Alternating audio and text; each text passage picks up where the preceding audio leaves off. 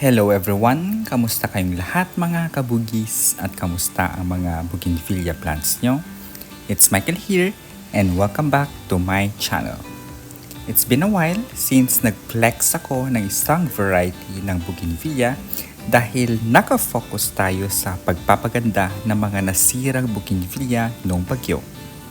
And today ay ako'y magpapakita ng isang variety na medyo napabayaan din gawa ng madaming ganap dito sa aking munting bougainvillea garden. Kaya naman tara at samahan nyo akong ayusin at bigyan ng pansin itong variety na ito. Kaya naman tara at dyan lang kayo at inyong patapusin ang episode na ito. This is my bougainvillea na si Serena and kita nyo naman na talaga namang napabayaan na kasi grabe na yung laki at haba ng mga sanga nito. And the very reason kung bakit siya nagkaganito ay dahil tumagos na yung ugat niya directly sa lupa and wala akong time na harapin siya. Actually, si Serena, and if you remember the varieties na sina Wahid Red, Rikudo, and Lipstick Duckfeet, kasamahan niya ito at kahilera niya. So basically, siya ang huli sa listahan kaya naman ganyan ang kinalabasan niya at dumagdag pa sa pagiging ganyan dahil sa pag-uulan dito sa amin at mas lalo siyang naging yumabong. Ito palang si Serena ay grafted siya sa medyo medium na rootstock and napapabilang ito sa family ng Chitra. I think galing ito sa buto ni Chitra Gold. Yes po, nagkakaroon po ng mga seeds ang mga bougainvillea natin na itinatanim at dito nagkakaroon ng mga new varieties. Yun nga lang, matagal sila lumaki and matagal sila magkaroon ng mga bracts. So mga 2 years ata yon. And itong variety na ito ay never pang nagbigay ng flowers sa akin since na-acquire ko siya early last year. So hoping this year ay magbibigay na siya ng mga bracts. And since kabilang siya sa Chitra family, and alam naman natin na ang Chitra is one of the prettiest varieties dahil sa angking magic or magical siya kung tawagin. Magical siya in a way na yung mga bracts niya ay nagbibigay ng madaming colors or shades of colors na minsan akalain mong bahaghari na char. And tapos pala ang Chitra family ay sobrang dami na ng varieties. And nag-evolve na lang sila from this to this. Pero definitely, bawat new variety niya ay sobrang gaganda naman. And the very first Chitra na variety na meron ako sa garden ay si Chitra India and one of the oldest varieties ng bougainvillea na Chitra. But one of the golds ng Chitra family din dahil dito nag-umpisa ang lahat-lahat. And that Chitra India na yan ay buhay pa rin until now sa garden ko. And ang dami ko na ding na-propagate sa kanya and halos lahat ata ng propagation ko ay Chitra India.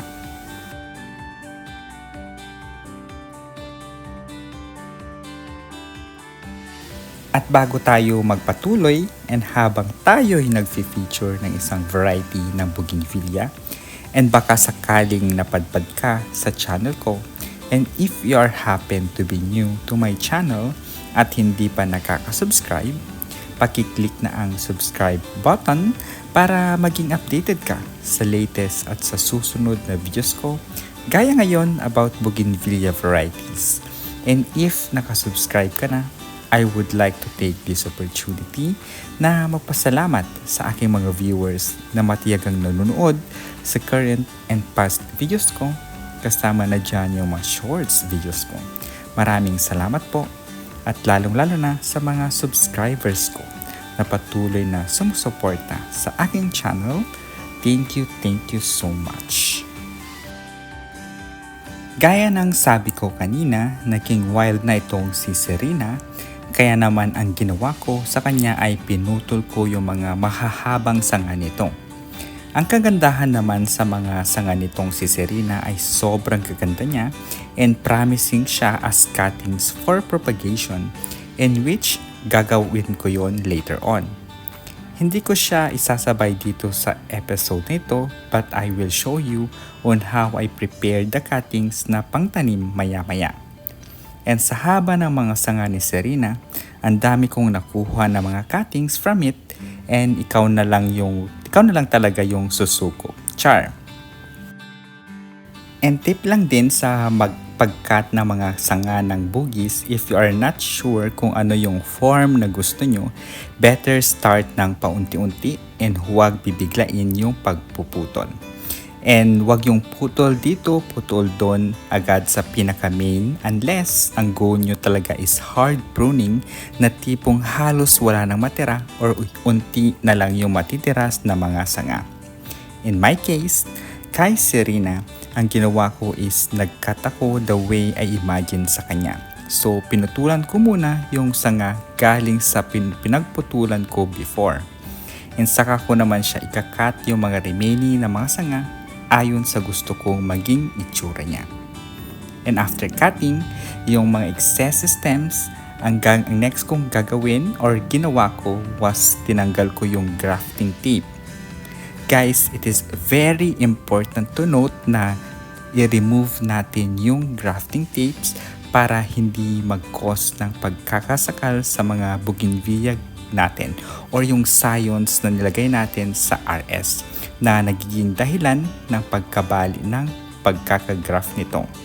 Minsan kasi ang nangyayari ay nabubulok din yung mga pagkakagraft dahil naiipon yung water sa loob ng pagkakagraft. And I have a video about this, kaya naman watch nyo yun if hindi nyo pa napapanood.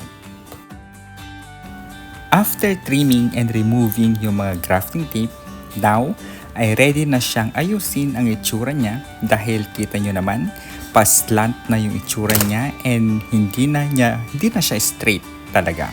So what I am going to do sa kanya ay tatanggalin ko muna sa current pot niya.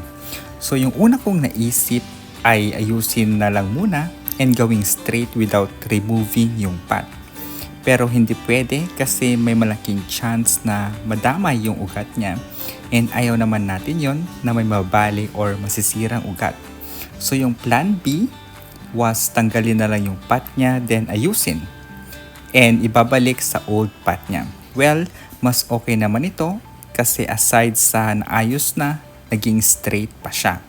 So nabigyan pa siya ng fresh na potting mix and yung potting mix na yon is the version 2, which is the combination ng good garden soil, rice hull, and carbonized rice hull. So tapos nahirapan din pala ako guys ng slide kung paano ko siya tatanggalin sa kanyang old pot kasi kumapit ng husto yung lupa sa kanya. Kaya ang ginawa ko ay tinap ko lang ng tinap sa bawat side niya. And yan, gawin nyo yun guys kasi mas madali siyang gawin pag tinap nyo yung sides ng pot para magkaroon ng space at madaling matanggal yung old and yung halaman. Tapos guys, naglagay na din ako ng fertilizer since nag-trim tayo at pinutulan natin ang mga sanga and para mas mabilis gumanda ito, naglagay din ako ng fertilizer gaya ng sabi ko. And yung nilagay kong fertilizer ay si Urea 46 na high in nitrogen content para mas mabilis maglabas ng new branches and mas mabilis lumaki. At saka ko naman diniligan para mas ma-absorb na agad-agad yung fertilizer na nilagay natin. And after that, we're done na sa Project Serena.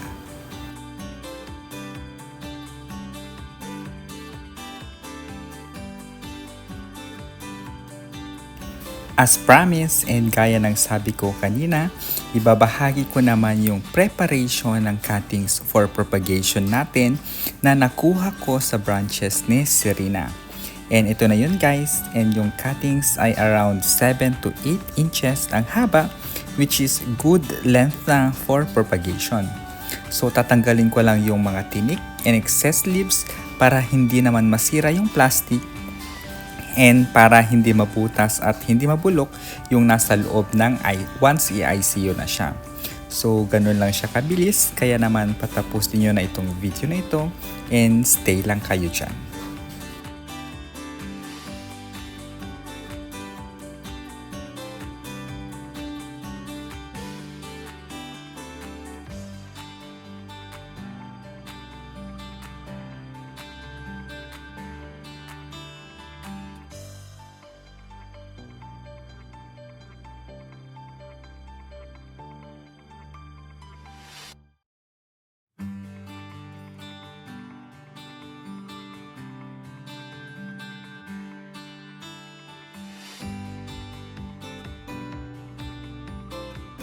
So, ayan lang guys for today's video. Thank you so much for watching at makakaasa kayo na pagbubutihan ko pang gumawa ng mga relevant videos for Bougainvillea. Kaya naman don't forget to subscribe, stay safe and healthy, and we'll see you in my next videos. Bye-bye!